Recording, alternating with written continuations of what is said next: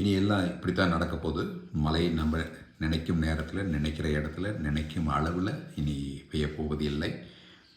மழையின் அளவு இனி வருங்காலங்களில் குறிப்பிட்ட நிலத்தில் பெய்யக்கூடிய மழையின் அளவு குறிப்பிட்ட நேரத்தில், அதாவது குறைந்த நிமிடத்தில் அதிக மழை குறைந்த இடத்துல பெய்கிறதுக்கான வாய்ப்பாகுது.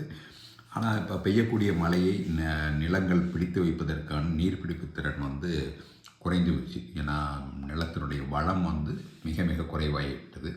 இப்போ அதை நம்ம மீட்கணும் அப்படின்னா நிலத்தின் மண்ணில் நீர்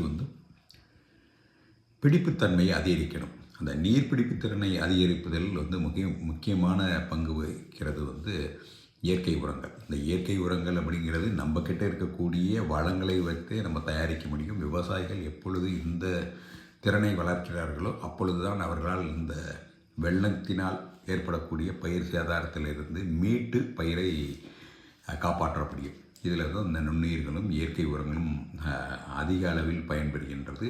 எனவே விவசாயிகள் இனி வருங்காலங்களில் இதை போன்ற திறனை வளர்த்து கொள்ள வேண்டும்.